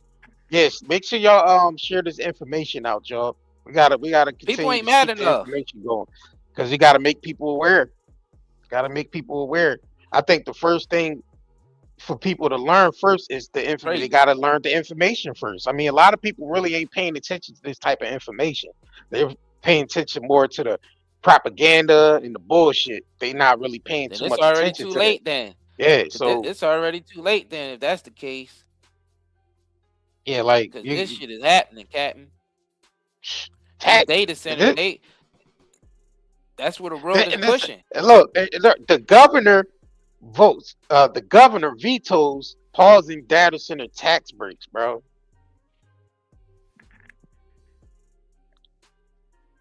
That is insane. So that's telling right here that they all bought out by these corporations. So this right here proves right here that what we've been saying, that these politicians are bought out by the corporations. This is prime example. The governor vetoes pausing data center tax breaks, and the people gets nothing. Let's continue though. The week we were in Georgia, a showdown was happening at the state capitol over I vote two for these bills people, tied y'all. to data centers.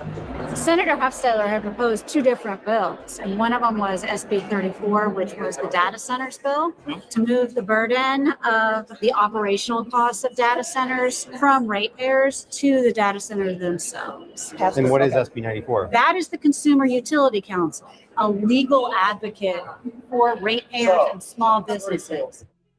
Bills like these are the result of mounting residential anger and the work of dedicated advocates across the state. like Diana Dietz, who lives 50 miles away from the capital in Fayette County. This is a huge industrial project plopped in a residential area. This was the original plan, 122 acres. And then the Development Authority got involved. In 2022, officials in Fayette County voted to annex and rezone an additional 412 acres for a data center campus. Fayetteville City Council voted 5-0 in favor of the development, despite passionate opposition from some local residents.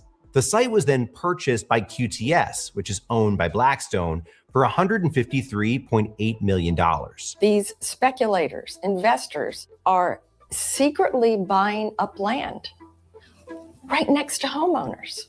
And it was all done so that when we all went to the 4 public hearings between the county and the city, it was a done deal. This is the one that's currently under construction, and this is where Gene and Joe are. Gene and Joe Marshall live on the edge of Fayetteville in Fayette County on an 8-acre property. This driveway is almost the line for Fayette County versus Fayetteville, where QTS's property is located. We have absolutely no say in anything that happens over here.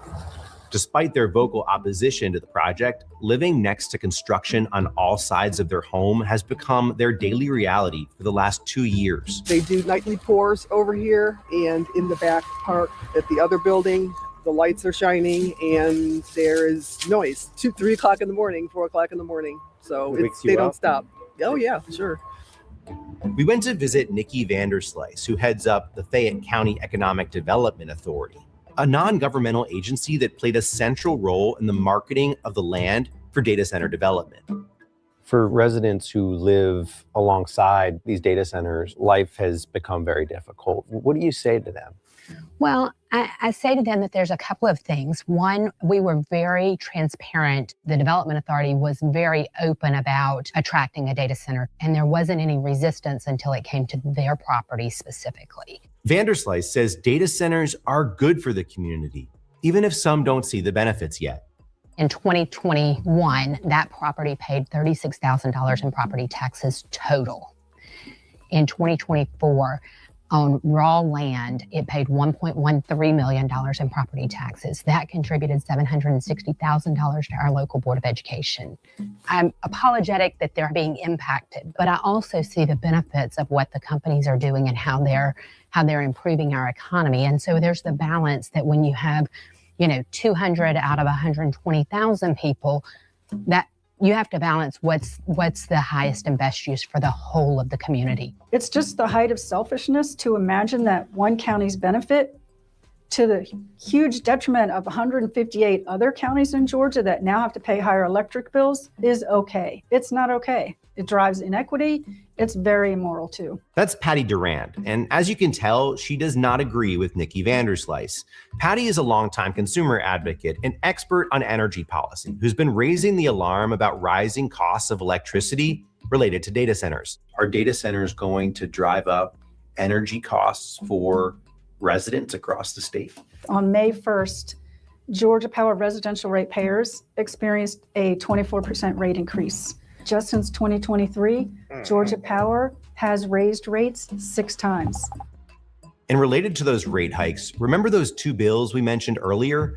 We were with Patty as she was watching a live feed of the Senate floor. Today is crossover day, which means any bill that does not get through one side of the House or the Senate to the other side is dead for the year.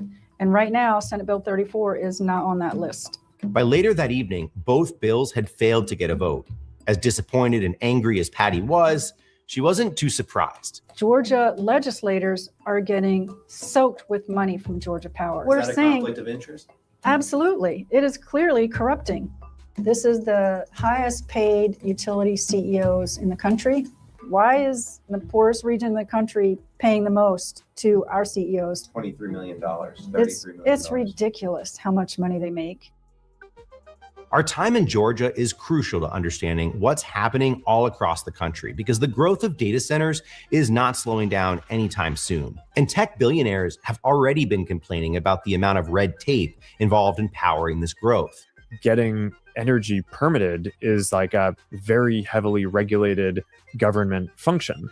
And if you're talking about building large new power plants or large build outs, that is just a heavily regulated thing. The regulatory body in question is the Federal Energy Regulatory Commission, also known as FERC, an independent and historically nonpartisan agency that regulates interstate transmission of electricity, natural gas, and oil. But just last month, President Trump signed an executive order placing FERC under White House control. And he's been boasting about his ability to fast-track new projects. We're going to get very rapid approvals in the United States. Like with the AI plans, under emergency declaration, I can get the approvals done myself without having to go through years of waiting. With this alliance between the federal government, Silicon Valley, and utility monopolies, who's looking out for regular Americans like the Morrises? During the peak season, our electric bill was maybe $250. Yeah. And now it's probably $400. Your electricity bill has doubled. Wow. It's been a struggle. Every month it's a struggle. Jeff would like to retire, but he keeps working because we have to pay our bills. Do you think that people should have to pay more because of data centers? No, absolutely not. They should pay for that difference. It's hard enough for a regular person to pay their electric bill as it is. I don't think that's right at all. We reached out to the big tech companies, including Meta and QTS, asking for an interview and a tour of their facilities. They're not going to talk to you. But both declined to participate in the story. Duran says despite the bill's failure, the fight will go on. A number of other states have similar bills up for debate right now. The reason I think other states should pass it, whether we do or not, is that data centers could possibly come to their state next. There needs to be. Well, they already here in our state. Let's go ahead and switch over to Pennsylvania real quick, because this is the data center in our area. I mean, well, they're trying to build one in our area where they offered the farmer $15 million for his farm to build a data center. So PA farmer turns down $15 million for the data center developers. Here, let's hear directly from him. This is penlive.com. Let's go ahead and hear directly from the farmer they try to offer $15 million to. Let's get into it. Where I'm standing since 1956. I've been a dairy farmer for 51 years, and I've owned 261 acres here, basically for approximately 62 years. The family was in my family has originally settled on this farm in 1944, and I did not, as I got to the end of my farming career, I decided that there's two farms here next to the Appalachian Trail and next to the other preserved farms. We have 4 preserved farms near my farm. And at age 86, I decided that the only way my farm would be kept from being destroyed was put it in farm preservation. And that's what I got done on December the 30th of this year. And I'm very happy about that. And I realized that most people in the United States still care about farmers, and we are still an important cog in our food supply here, because sooner or later the food from Canada and Mexico is going to replace a lot of our farms now, unless we are very careful about maintaining a farm economy that can support a family, and also the bare fact that God's green earth here, once it's built over by development and warehouses, it's going to be lost forever.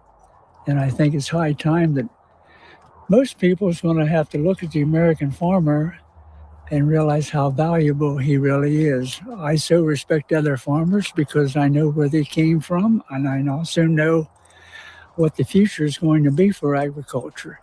It's going to cost so much to buy land and buy equipment, and those families are going to have a hard time economically as we go on, and it's not going to get any better for the American farmer, because this processed foods and every other thing is looking at us here.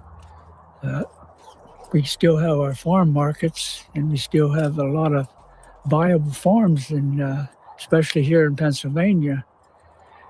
But I question the future of our farms because of our tax rules. Our farmers that have good farms, to pass them down should not have to be taxed so that none of the family can get the farm. And once these farms are destroyed, similar farms to mine without adequate backup, the lack of veterinarians, the lack of farm equipment dealerships, and the local regulations and the local tax codes, I would say that the farmers in my lifetime who could buy a farm and support a family, and I sent some of my family to college. And with the situation right now, I don't see how in the world anybody could buy a farm in Cumberland County and support a family and be have enough of basic backup with our farm equipment dealerships and also with our attitude of the local governments all the way from the county governments down to township governments.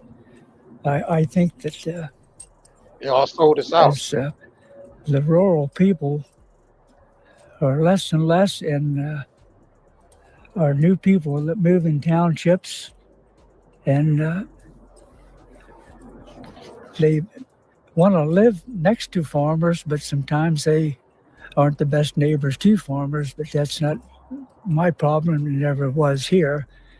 But it's hard to have a farm in an area that has become so congested as Silver Spring Township is.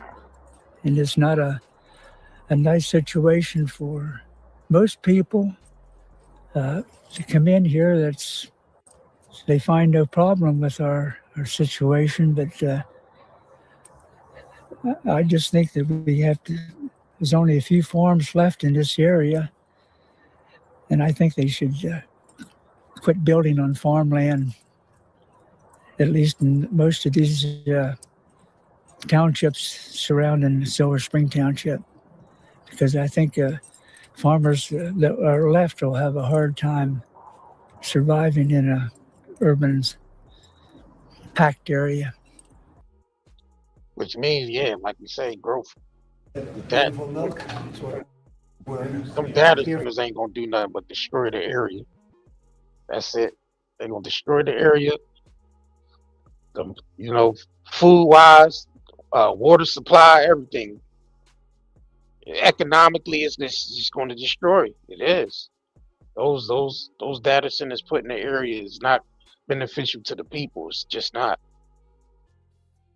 I mean, I don't think we need that much artificial intelligence convenience to actually give up our our day-to-day lives where we need to sustain in order to accept artificial intelligence. I don't think we needed that much.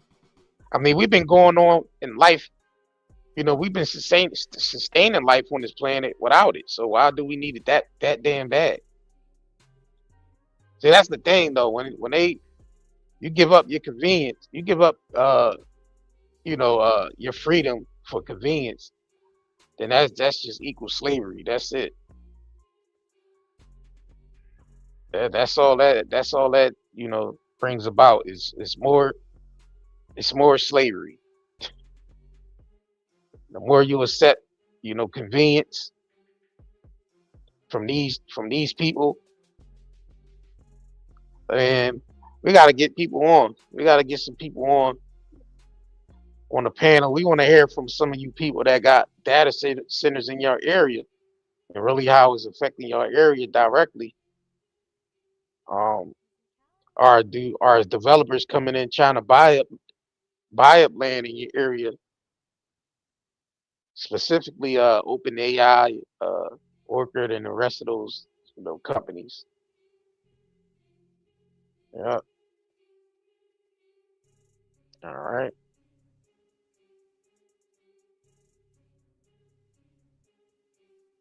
All right, we're gonna drop the link.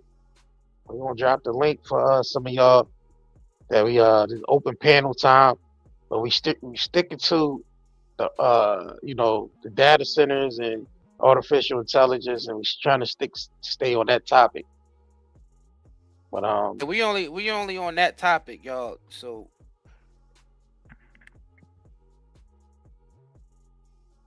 all right, we're gonna drop the link in the yeah, I don't even think people can click the link from the I don't think people can click the link from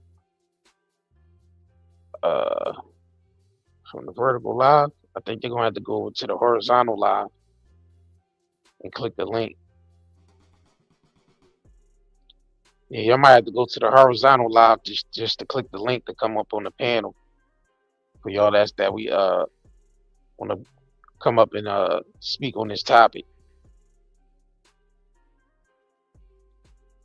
We've seen some people in here say they got data centers already in the areas, some parts of Texas. All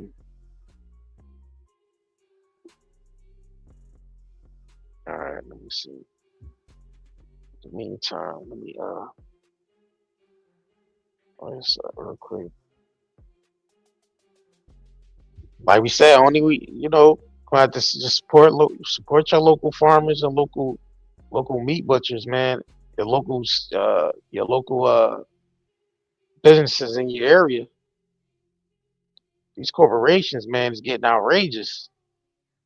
They just don't have no respect for they don't have no type of respect for the people. They don't.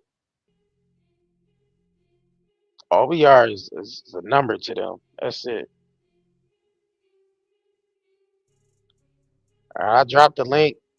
That's been obvious. All right. Let's see. I want to. Which one is this?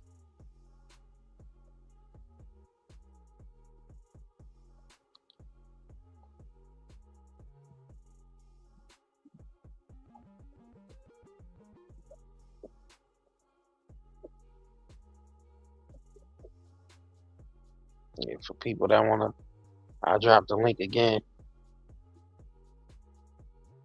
Yeah, I don't think they click the link from the vertical live. Because if ain't nobody coming up, we just gonna end this live stream. Right. If ain't nobody got nothing to come up and say about, we're trying to specifically get people on to talk about the data centers that's already in the area.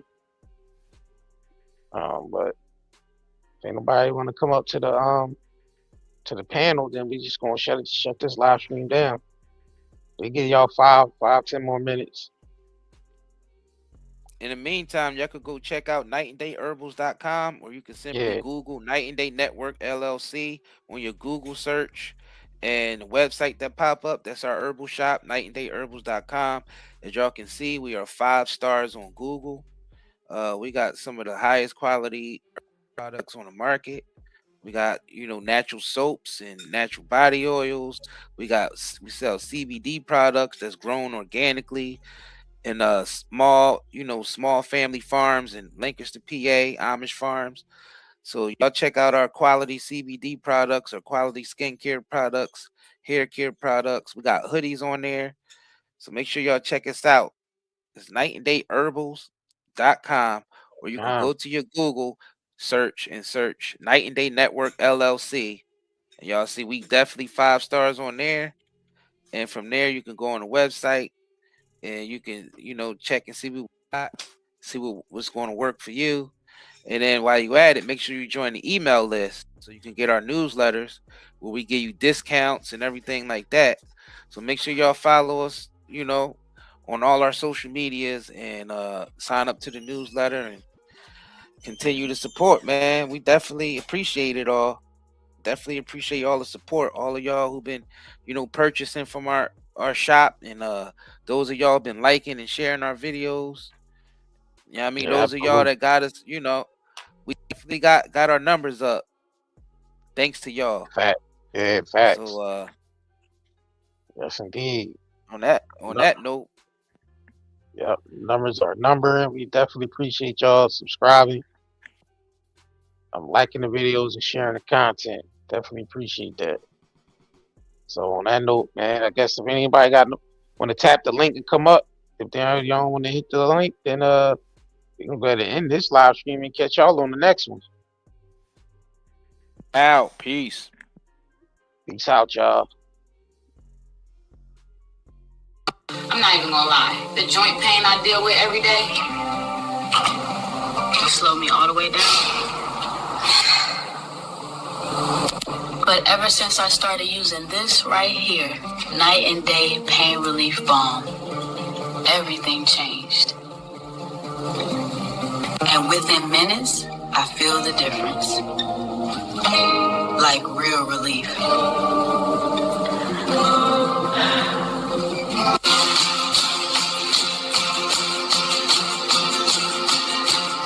Now I can clean my whole house without even thinking about the pain. As a nurse, I'm on my feet all day. And this right here helps me get through my entire shift. I can actually enjoy time with my kids now. Go outside, be active, without hurting the whole time. Feels good to just live again. Honestly, if it wasn't for Night and Day Pain Relief Balm, I don't think I'd have the quality of life I have right now. Comfort slows you down. Reach for natural relief. Night and Day Hemp's extra strength CBD pain relief balm melts into aching muscles, delivering warmth you can feel. Soothe your body naturally. Feel free to move again. Night and Day Hemp balm melts away tension so you can enjoy every moment. Feel the difference fast. Real relief, real results. Order now at Night and Day Herbals.